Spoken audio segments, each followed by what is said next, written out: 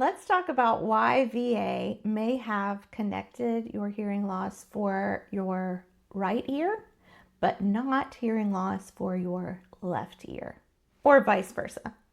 This happens more often than you would think. The first time I saw it, I laughed out loud because I thought it was ridiculous. How in the world could VA say that my client's right ear hearing loss is service connected, but their left ear is not? So, the most often reason this happens is because the one ear that is not service connected is not bad enough yet. So, in order for it to be a hearing loss that is service connected, it has to meet hearing loss for VA purposes. Now, is that hearing loss the way the rest of the world measures hearing loss? No, it is not. Okay? You could literally be wearing hearing aids and not meet the threshold for hearing loss for VA purposes. Okay? So, really important when you get your decision letter and it says, we're service connecting hearing loss for your right ear, but we're denying service connection for hearing loss in your left ear. After you get done being mad about it, which is a totally reasonable reaction, after you get done being like, what is this about?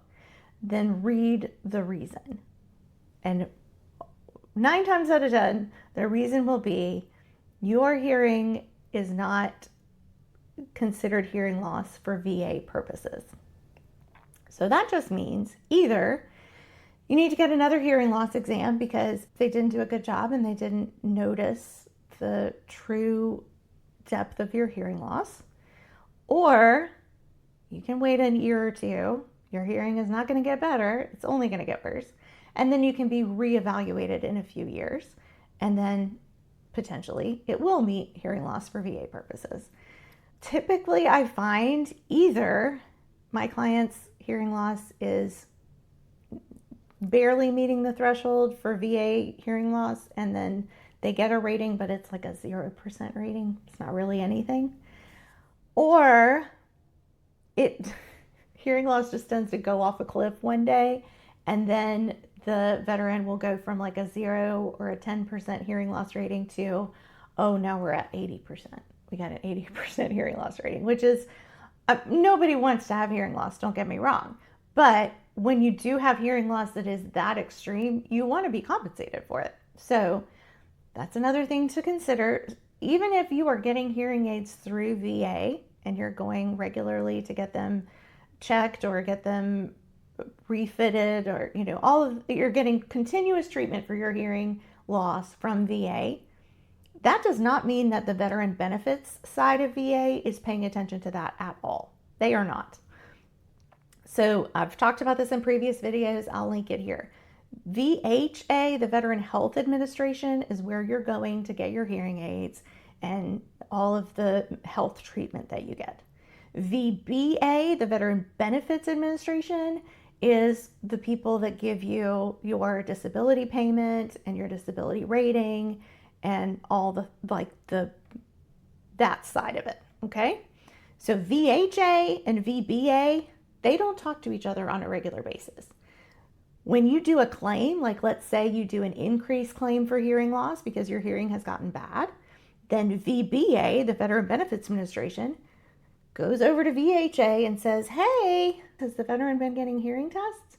And VHA will say, oh yeah, here's all their records. And they'll send them over to VBA. And then VBA will use those records and say, oh yeah, look at that. Their hearing's gotten a lot worse. Let's put them in for another evaluation. And then once that evaluation corroborates that hearing loss has gotten worse, then the rating will increase. Or in some cases, like if your left ear wasn't bad enough and now it is, then they'll service connect your left ear finally. That kind of thing. Okay? So a lot of times people get confused because, well, I'm getting medical supplies from VA. They're sending me all the things because my diabetes has gotten worse, or they're, making me come in for hearing tests every 6 months because my hearing is so bad. Why isn't my disability rating increased? You've got to ask for that. You have to apply for an increase. They don't just give them away, unfortunately. Okay? But once you ask for it, they will get your records from VHA, and then that will contribute and help your case for an increase. Okay? Now, there are other reasons why they may have service connected one ear and not the other.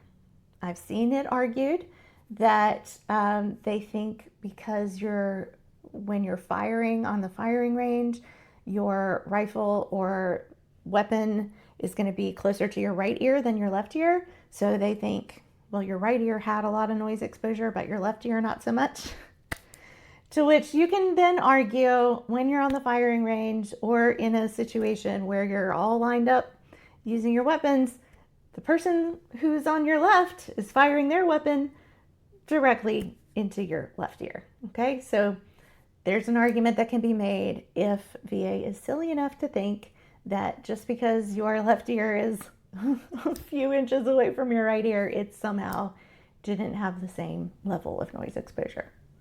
All right, well, I hope you all have a great day. I hope this made sense. If you have questions, please leave them in the comments, and I'm happy to answer anything else. Hearing loss tends to be a hot topic because that's something many of us, I was going to say all of us, but many, I will say that, many of us who served are going to have hearing issues. And this comes up a lot, and I'm happy to talk even more about it if you have other questions. Have a great day.